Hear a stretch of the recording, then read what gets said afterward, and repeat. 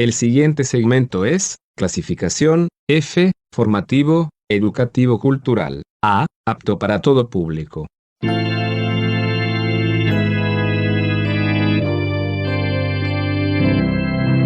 Bienvenido a Hora de Estudio Bíblico con nuestro maestro el Dr. Lehman Strauss. Este estudio es el resultado del tiempo personal con el Señor, el ministerio pastoral y la experiencia en conferencias bíblicas del Dr. Lehman Strauss. Él nos instruye y alienta con la enseñanza de la palabra de Dios. Ahora, el Dr. Strauss. ¿Qué tal, amigos? Bienvenidos una vez más a nuestro programa. Vamos a estar considerando juntos el capítulo 8 del libro de Daniel, en este programa y en el programa que viene.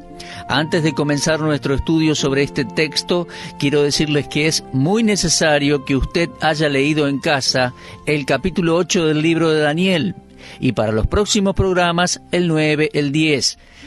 Son capítulos donde mencionamos mucha historia, hay mucha profecía, hay visiones proféticas y es necesario haberlos leído con anticipación. Es necesario esa información para poder aprovechar todo lo que nos propusimos compartir con usted enseñando la palabra de Dios. Así que estamos en Daniel capítulo 8. Una cosa más quiero decirles. Es importante entender que los eventos relatados en el libro de Daniel no están escritos en orden cronológico. Apuntando las fechas, les voy a dar el orden cronológico de los capítulos. En realidad, los acontecimientos que se narran en Daniel están bien fechados y el orden es este. Tome nota, por favor. Primero ubicamos los capítulos 1, 2, 3 y 4. Esos guardan un orden cronológico. Luego, según las fechas, vendrían el capítulo 7 y el 8, luego el 5 y el 6, y finalmente 9, 10, 11 y 12. Eso es muy importante observarlo. Otra observación que debemos hacer aquí es que el libro de Daniel originalmente fue escrito en 2 idiomas diferentes. No todo el libro, sino por partes. Ya hemos dicho esto anteriormente y lo repetimos una vez más aquí. Estos idiomas son el arameo y el hebreo. De acuerdo a estos 2 idiomas, el libro puede dividirse de la siguiente manera. Tome nota. En primer lugar, la primera sección, desde capítulo 1, versículo 1, es decir, el inicio del libro, hasta capítulo 2, versículo 3, el escritor escribió en hebreo. La segunda sección, según los idiomas, es desde capítulo 2, versículo 4, hasta el capítulo 7, versículo 28, es decir, donde termina el capítulo, fue escrito en arameo. Y la tercera sección, desde capítulo 8 y versículo 1 hasta el final del libro, fue escrito en hebreo. Déjeme decirle que hay 3 razones para esta diferencia. Se lo explico. En primer lugar, la primera sección, desde el primer versículo hasta capítulo 2, versículo 3, relata la caída de Jerusalén en manos de Babilonia y la deportación de los príncipes de Israel hacia la corte de Babilonia. Y eso, por supuesto, tiene que ver con los judíos y fue escrito en hebreo. En segundo lugar, la segunda sección, desde capítulo 2, versículo 4 hasta el fin del capítulo 7, relata los detalles y hechos que tienen que ver principalmente con el gobierno de las naciones gentiles, trazando el curso del tiempo de los gentiles. Esa sección fue escrita en arameo, el idioma popular de aquel día, y permitió que los caldeos leyesen y comprendiesen el mensaje profético. En tercer lugar, la tercera sección, la que vamos a considerar a partir de este programa, comenzando el capítulo 8, desde capítulo 8 y hasta el final del libro, todos estos capítulos se refieren principalmente al pueblo judío y su lugar en el plan profético de Dios. Por lo tanto, de manera lógica, estos capítulos fueron escritos en el idioma hebreo. Muy bien, como les termino de decir, de aquí en adelante vamos a ver que el propósito de Dios era mostrar a Daniel lo que sucedería con los judíos en los tiempos siguientes y en los postreros tiempos. Es verdad que Daniel presenta los tiempos de los gentiles en el capítulo 8, pero la profecía comienza en el punto en que ellos comienzan su relación con Israel. Una dura persecución iba a soportar Israel a mano de los gentiles y Dios lo estaba anunciando. Uno de los propósitos de esta segunda mitad del libro es preparar a Israel para aquel tiempo de sufrimiento. Como la tribulación sería una persecución extrema, Dios no dejaría a la nación sin preparación. Muy bien, vamos a comenzar con capítulo 8 del libro de Daniel. En los versículos 1 y 2 tenemos este misterio de la revelación profética. Habían pasado 2 años, por lo menos, desde la visión de Daniel del capítulo 7. La primera fue durante el primer año de Belsasar, rey de Babilonia, según capítulo 7, versículo 1, y esta segunda visión en el tercer año del reinado de Belsasar, según leemos allí en Daniel 8:1. El profeta tuvo por lo menos 2 años para meditar sobre la visión del capítulo 7, las 4 bestias, los 10 cuernos, el cuerno pequeño y el Hijo del Hombre, antes que Dios le proporcionara un conocimiento más amplio. Sabemos que la visión vino a Daniel en un sueño porque dice allí en capítulo 8, versículo 1, «Me apareció una visión a mí, Daniel, después de aquella que me había aparecido antes». Este era un sueño profético, era divinamente inspirado y daba testimonio de los propósitos claramente predeterminados de Dios. Nadie, excepto Dios, podía predecir los siglos venideros y todo lo que sucedería y habrá de suceder. Por eso el libro de Daniel es una profecía divina. Y todo esto a pesar de los escépticos teólogos que se rehúsan aún hoy a creer en lo sobrenatural y milagroso de la profecía bíblica. Mi amigo, es necesario que tengamos en mente el orden cronológico de los eventos en el libro de Daniel, como lo dije anteriormente. La revelación en el capítulo 8 fue dada a Daniel antes de la caída de Babilonia, antes de la caída del rey Belsasar, como lo registra el capítulo 5. Y quiero decirle, Daniel pudo interpretar la escritura en la pared en el capítulo 5 porque él ya había recibido previamente la profecía del capítulo 8. Cuando Daniel interpretó el sueño de Nabucodonosor en capítulo 2, proclamó que luego de Babilonia vendría un segundo reino y éste daría lugar a un tercer reino. Ahora, en el capítulo 8 que estamos comenzando a estudiar, Dios le va a dar a Daniel mayor revelación. Otro detalle profético aparece en el versículo 2. La ubicación geográfica exacta de la visión era en Susa, que era la capital del reino de la provincia de Elam. Como Persia derrotaría a Babilonia, la ubicación geográfica de la visión era muy importante, porque Susa era la capital de Persia, donde después vivieron Esther y Nehemías, varios años después, obviamente. Ahora, en esta visión del capítulo 8 de Daniel, él fue transportado al próximo imperio que le sucedería a Babilonia. Y allí surge una pregunta interesante. ¿Fue Daniel llevado a Persia en cuerpo o en espíritu? Bueno, el hecho de que esta sea una visión me lleva a aceptar el punto de vista de que el profeta estaba allí solo en espíritu, así como Ezequiel fue llevado a Jerusalén en Ezequiel 8:3 y Juan fue llevado al desierto en Apocalipsis 17:3. El espíritu de la revelación profética aquí testifica de la omnisciencia de Dios. Mi buen amigo el doctor J. Vernon McGee hizo el siguiente comentario.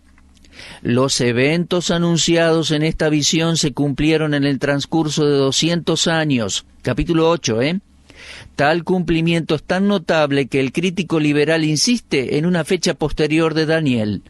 Él sostiene que Daniel fue escrito después que sucedieron estos eventos y que solo son un relato histórico. Ese es un intento de deshacerse de lo milagroso, lo cual es una vergüenza para el sistema escéptico de interpretación. Hasta allí las palabras de J. Vernon McGee. Ahora, siguiendo con el capítulo 8, versículos 3 al 12, observemos el milagro del cumplimiento de esta profecía. Una de las evidencias más fuertes de la inspiración e inerrancia de las Escrituras Sagradas es el hecho de la profecía cumplida. Solo Dios puede predecir lo que va a suceder cientos de años antes. Este es uno de los milagros notables en la inspiración de las Escrituras bíblicas. Tenemos un ejemplo de esto en este capítulo. En la visión, Daniel vio un carnero con 2 cuernos. El carnero representaba a Persia. ¿Ha leído capítulo 8 de Daniel? Por favor, léalo hoy y también en preparación para nuestro próximo programa. Se lo vuelvo a repetir, ¿no? Bueno, lo digo una vez más. El carnero representaba a Persia. Observe eso en el versículo 20. Los 2 cuernos no ofrecen problema de interpretación. Son las 2 partes componentes del reino medo-persa. Respecto a ellos, el versículo 3 dice, el más alto creció después. Los medos disfrutaron supremacía ante Persia, pero de los 2, Persia llegó a tener mayor poder.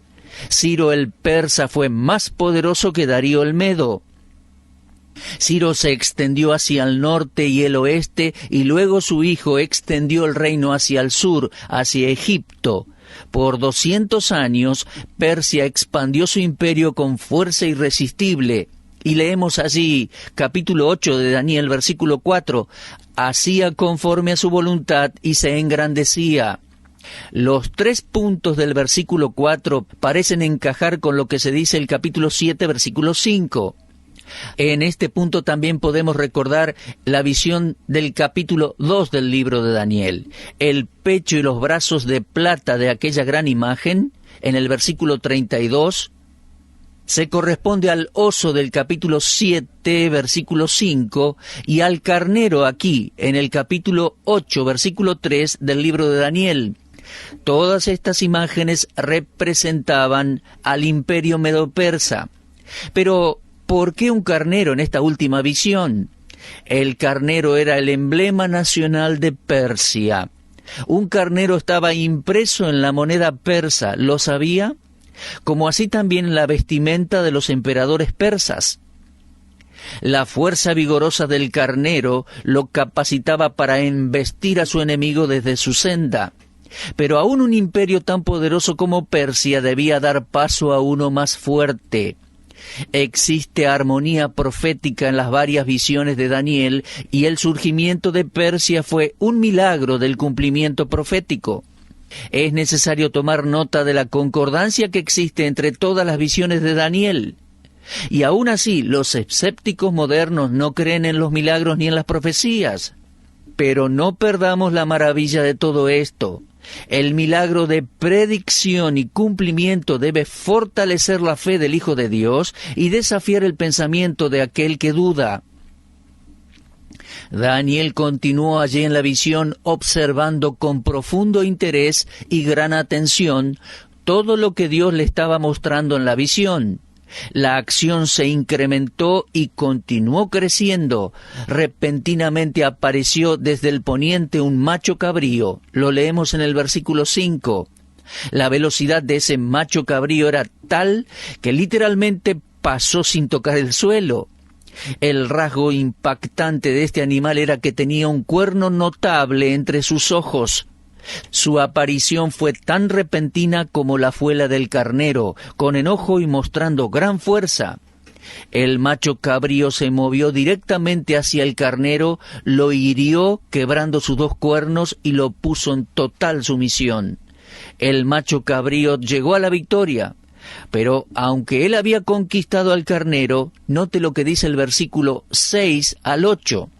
Estando en su mayor fuerza, aquel gran cuerno fue quebrado, y en su lugar salieron otros 4 cuernos notables hacia los 4 vientos del cielo. Nuevamente Daniel no fue dejado con dudas respecto al significado del macho cabrío. Observe versículo 21, allí la aclaración. El macho cabrío es el rey de Grecia, y el cuerno grande que tenía entre sus ojos es el rey primero. Muy bien, entonces, el macho cabrío representaba a Grecia. el reino siguiente o posterior a los medos y los persas.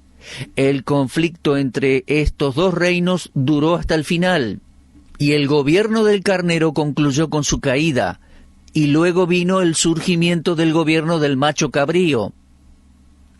La derrota humillante de Jerjes en la batalla de Salamis marcó el comienzo del final para el gobierno persa. Leemos en el versículo 21 que el gran cuerno era el rey primero. Sin dudas, es muy claro que hace referencia a Alejandro el Grande. La rapidez con que Alejandro Magno conquistó el mundo civilizado de su tiempo es uno de los mejores hechos conocidos por la historia. La sorprendente habilidad de Alejandro para atacar repentinamente y conquistar rápidamente está representada en esas 4 alas del leopardo del capítulo 7, versículo 6. La derrota de Persia fue rápida y completa, como nadie podía llegar a imaginarse. Ahora, lo que continúa es algo extraño.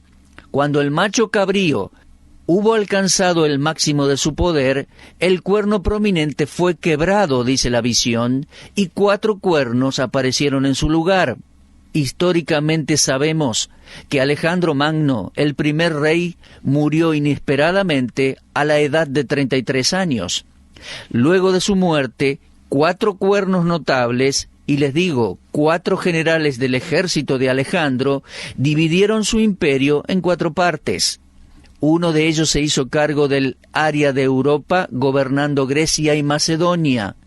Otro tomó una gran parte de Asia Menor, gobernando sobre Tracia y Bitinia. El tercero tomó la porción oriental del imperio, gobernando sobre Siria y Babilonia. Y Ptolomeo tomó Egipto y porciones del norte de África. Así, esos 4 cuernos notables corresponden a las 4 cabezas del leopardo, a quien se le había dado el dominio en el capítulo 7. Mis queridos oyentes, una vez más vemos el milagro del cumplimiento profético, porque los cumplimientos sucedieron más de 200 años después que Daniel escribiera su profecía. Solo Dios pudo haber revelado a Daniel lo que sucedería a estas naciones en los siglos venideros y los eventos asociados con ellas. En el tiempo de Daniel, Grecia era un grupo de estados pequeños e insignificantes. Nadie, excepto Dios, podría haber conocido con anticipación su unión bajo otro gran reino, e incluso las rápidas conquistas de aquel rey. Luego su repentina muerte vista en el cuerno quebrado y el surgimiento de los 4 gobiernos, ninguno de los cuales llegaría a ser como el de Alejandro. Solo Dios puede anunciar cosas así. Luego, en la visión del versículo 9, Dios mostró a Daniel un cuerno pequeño. Este salía de uno de los 4 cuernos. Primero, el gran cuerno había sido quebrado y reemplazado por los otros 4. Ahora, de uno de los 4 cuernos aparece este pequeñito. Esta era una visión extraña, un cuerno surgiendo de otro cuerno. Al principio, esta visión no parecía muy impresionante porque era un cuerno pequeñito, y ¿quién entre los hombres podía predecir respecto a su futuro? Pero Daniel lo observó cuidadosamente y escribió: creció mucho hacia el sur, al oriente, hacia la tierra gloriosa, y se engrandeció. Es difícil explicar cómo sucedió esto, pero la mayoría de los comentarios están de acuerdo en que hay consistencia y continuidad a través de la visión. El gran cuerno y los 4 cuernos eran gobernantes sobre imperios, y luego el pequeño cuerno es también un hombre que llega a tener gran poder. Es razonable asumir que existe relación en cuanto al factor tiempo. Así como Grecia sucedió a Persia, y los 4 generales sucedieron a Alejandro, así el cuerno pequeño debe suceder, o debía suceder, al imperio griego dividido. A esta altura surge una pregunta: ¿quién es ese cuernito pequeño? Sabemos que surge de una de las 4 divisiones del imperio de Alejandro, pero ¿de cuál? Bueno, nos ayuda la historia. En el año 175 a.C. surgió de la dinastía en Siria un hombre llamado Antíoco Epífanes, hijo de Antíoco el Grande. Él gobernó desde el 175 a.C. hasta el 164 a.C. Ese hombre era enemigo de Dios y de su pueblo. Prohibió que los judíos se circuncidaran, ordenó que las escrituras sagradas judías fuesen destruidas, se burló de las ofrendas y sacrificios levíticos, ofreciendo un cerdo sobre el altar en Jerusalén y esparciendo su caldo sobre el santuario. Ahora note los versículos 11 y 12 de Daniel 8. Ese hombre era conocido como Epífanes el Loco, quien mató de una sola vez cerca de 100,000 judíos. Algunas de sus acciones y atrocidades diabólicas están registradas en el primer libro de los Macabeos. Ahora bien, muchos años antes de que este hombre malvado naciera, Daniel lo vio en esa visión profética. Siglos antes de que todo eso sucediera, ya había sido anunciado en detalle en su libro. Algunos buenos maestros bíblicos creen que el cuerno pequeño de capítulo 8 y versículo 9 se identifica con el cuerno pequeño de capítulo 7, versículo 8, y que ambos son el mismo, es decir, el anticristo. Sin embargo, hay un detalle que me lleva a establecer una diferencia entre estos dos cuernos pequeños. El cuerno pequeño del capítulo 7 surge del cuarto reino, de entre los 10 cuernos, pero el cuernito del capítulo 8 surge del tercer reino. Hay una gran diferencia allí. Ahora, los versículos 10, 11 y 12 del capítulo 8 son difíciles de interpretar, al menos para mí. Sin embargo, en una asociación primaria creo que tienen que ver con Antíoco Epífanes y que por lo tanto son históricos desde nuestro punto de vista. Si sus actos profanos e impíos en contra de Dios y el templo son difíciles de comprender para cualquiera de nosotros, entonces nos atrevemos a creer que pudo haber sido un hombre poseído por un demonio. Ahora bien, habiendo identificado el cuerno pequeño del capítulo 8, versículos 9 al 12, entendiendo que fue Antíoco Epífanes en su interpretación primaria, permítame agregar algo más. Yo veo en esta porción de la visión de Daniel la posibilidad de una profecía doble.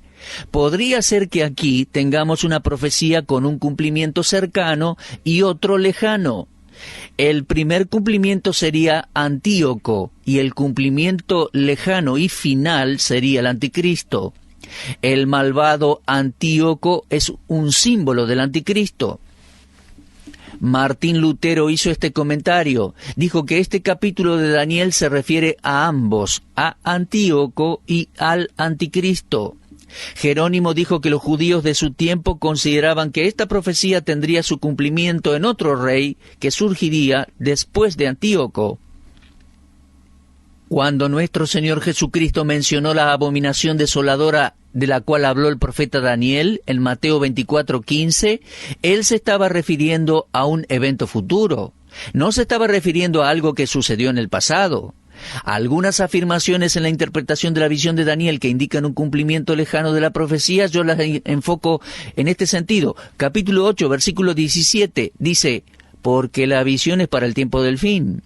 Y capítulo 8, versículo 19, dice, lo que ha de venir al fin de la ira. De aquí surge que hay un cumplimiento de esta visión profética que está relacionado con el tiempo del fin y el hombre de pecado.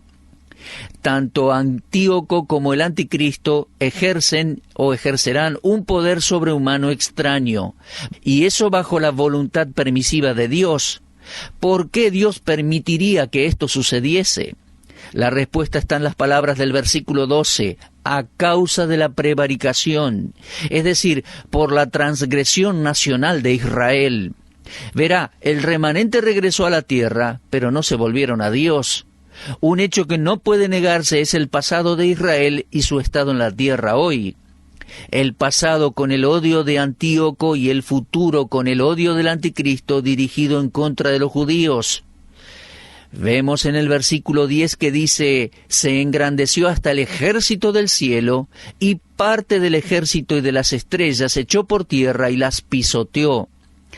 El pueblo elegido de Dios, sus estrellas, son literalmente echadas por tierra y pisoteadas. Esto ha sucedido en el pasado bajo las persecuciones de Faraón, Amán, Antíoco, Hitler y otros. Y será así en el futuro bajo el anticristo. Ahora, en versículos 13 al 18, Dios envía sus mensajeros para aclarar esa gran profecía. Luego de la visión del carnero, el macho cabrío, los 4 cuernos y el cuernito pequeño, Daniel escuchó a 2 santos hablando respecto al factor tiempo en la visión. Él no tuvo que adivinar el significado de la visión. El santo aquí yo creo que es indudablemente un ángel, otra de las inteligencias creadas por Dios, además del hombre. Aquí ellos son mensajeros de la iluminación profética de Dios. El mensajero que iluminó a Daniel no fue un hombre, pero Daniel dice allí en capítulo 8, versículo 12, «He aquí se puso delante de mí uno con apariencia de hombre». Ese ángel es identificado en el versículo 16 como Gabriel, el mismo que aparecería nuevamente a Daniel, como veremos después en capítulo 9, versículo 21, y siglos después aparecería a Zacarías y a María, lo cual quedó registrado en el Evangelio de Lucas. El primer detalle revelado por estos mensajeros de iluminación y explicación profética tiene que ver con el elemento tiempo.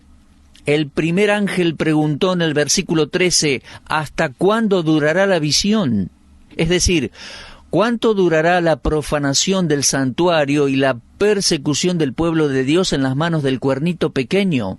Y la respuesta vino del segundo ángel, lo leemos en el versículo 14, hasta 2300 tardes y mañanas, luego el santuario será purificado.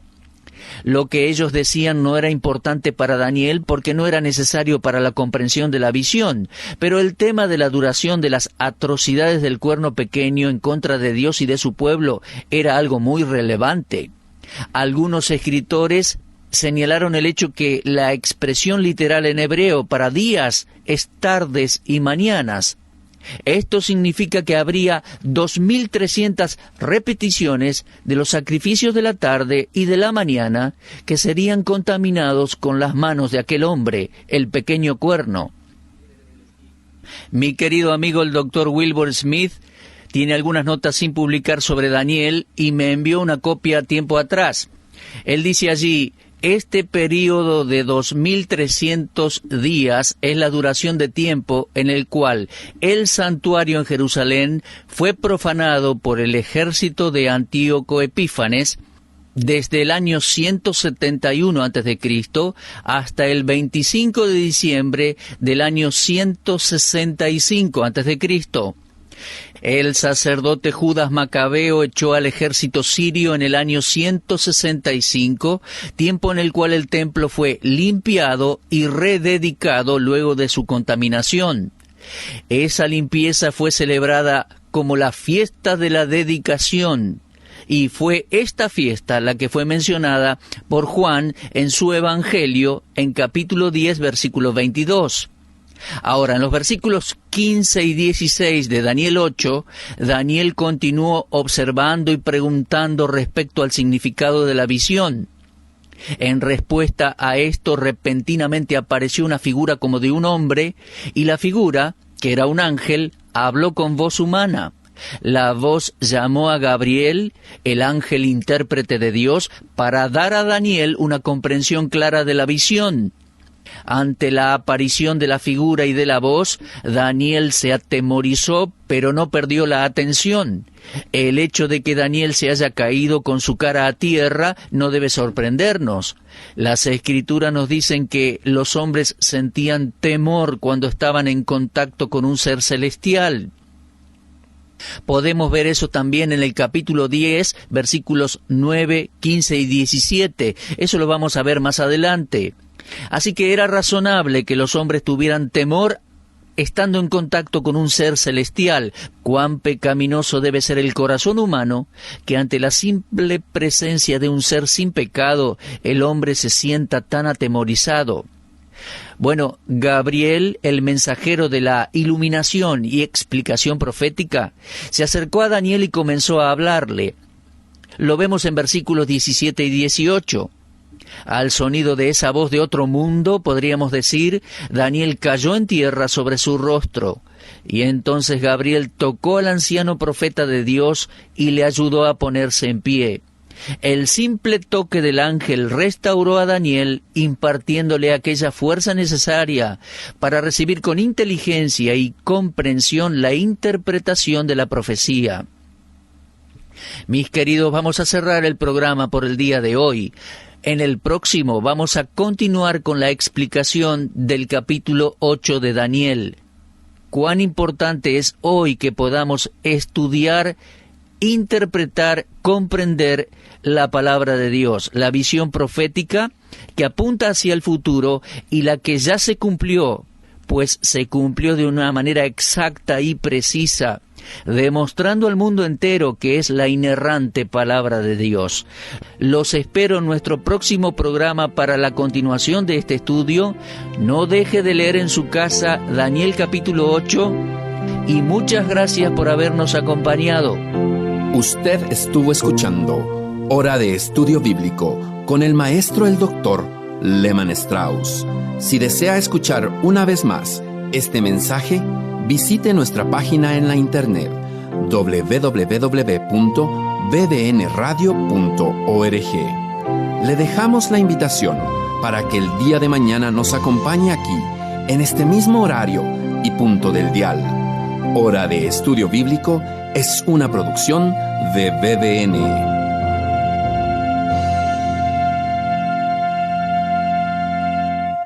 Ingrese a nuestra sala de chat para hacer la consulta espiritual que desee.